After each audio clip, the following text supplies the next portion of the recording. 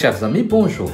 Tous les programmes, projets et certains PTF ont décidé de faire des analyses, des diagnostics sur les problématiques ou les barrières qui gênent ou qui ne favorisent pas forcément le développement rapide de l'entrepreneuriat et de l'esprit d'entreprise en Afrique. Différentes approches ont été effectuées et plusieurs résultats ont été condensés. Et à partir de ces éléments, on a pu retenir 7 problématiques majeures de développement de l'entrepreneuriat en Afrique. La première problématique, c'est l'aspect financier. C'est pas moi qui le dis, ce sont les résultats de l'enquête.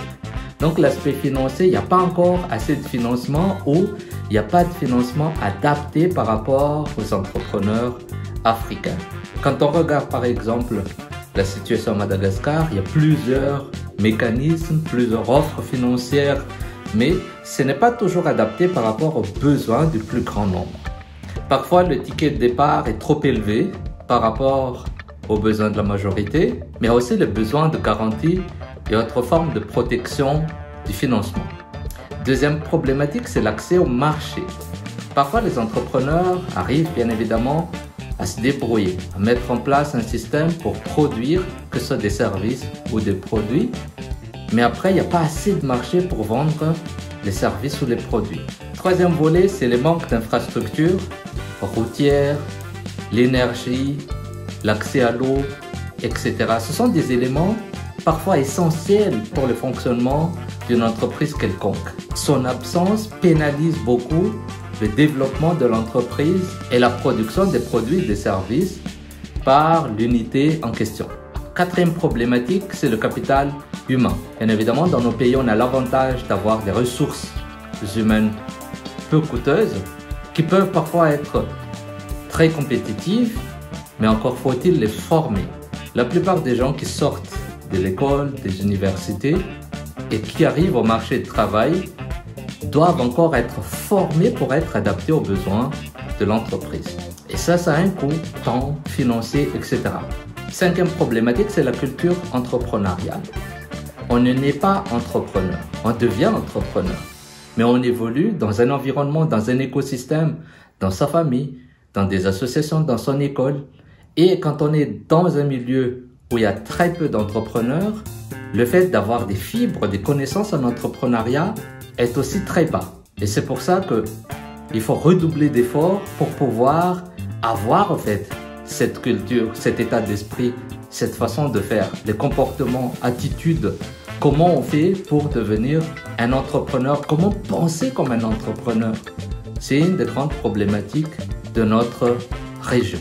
Sixièmement, c'est un peu lié à ça, c'est la gouvernance. Le mode de gouvernance dans les pays africains sont faibles. On ne sait pas gérer une entreprise. Notre style de leadership est parfois archaïque, patriarche. Il faut le développer pour avoir du dynamisme, pour avoir ce lien en fait entre collaborateurs qui permet à l'entreprise d'avancer plus vite et d'être compétitive, d'être performante et d'aller vers l'international. Septième problématique, c'est le manque de soutien. Que ce soit au niveau de l'écosystème, il n'y a pas assez d'incubateurs, il n'y a pas assez d'accélérateurs, il n'y a que 2 ou 3 dans des villes de millions et de millions d'habitants. Il n'y a pas assez d'engagement politique.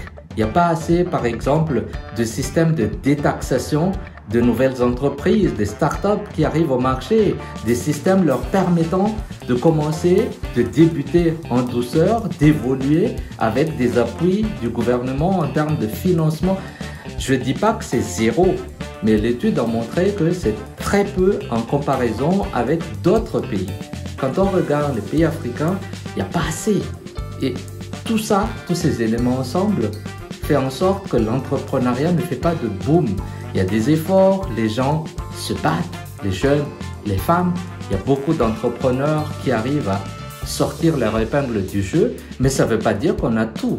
Et j'aimerais encore aujourd'hui encourager les entrepreneurs, les femmes, les jeunes et tout le monde à participer activement aux programmes comme le SME PLPO, SME comme PME, Small and Medium Enterprise Business Linkage Programme. En fait, ce programme répond à une des problématiques en particulier, c'est l'accès au marché, en mettant en relation les PME, c'est-à-dire les bénéficiaires avec les grandes entreprises. L'idée est d'augmenter en fait leurs ventes, c'est-à-dire que la PME devrait avoir beaucoup plus de demandes de la part des grandes entreprises et de par ces demandes, elle va essayer de vendre plus et avec cette plus de ventes, elle va générer beaucoup plus de marge, employer beaucoup plus de monde, se développer en quelque sorte, être plus compétitive, plus performante et devenir, pourquoi pas, elle aussi, demain après-demain,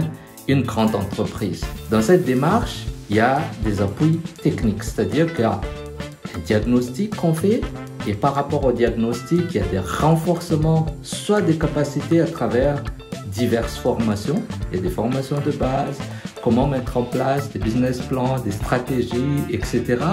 Mais en même temps, il y a aussi un accompagnement personnalisé via des coachings pour permettre de pallier au fait, aux problématiques ou aux faiblesses qui sont identifiées lors des séances de diagnostic.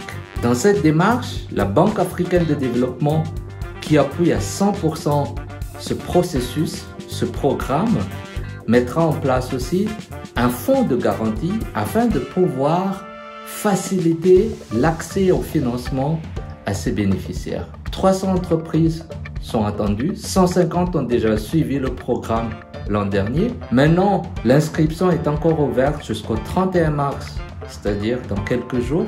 N'hésitez pas, bien évidemment, il y a des critères comme avoir au moins 2 années d'existence, être légalement constitué, avoir une carte NIF, une carte statistique, avoir du personnel, au moins 5 jusqu'à au plus 100, avoir un chiffre d'affaires qui se situe entre 40 millions d'ariars à 600 millions d'ariars l'année et l'inscription se fait en ligne en suivant tout simplement inscription.blp.mg inscription.blp.mg. Vous tapez ça sur votre barre de navigation et vous tombez directement sur le formulaire d'inscription. Si vous avez des questions, n'hésitez pas à contacter l'équipe du SME Business Linkage Programme à travers leur page Facebook, LinkedIn ou dans d'autres réseaux sociaux ou encore à travers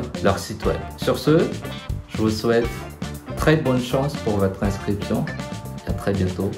Au revoir.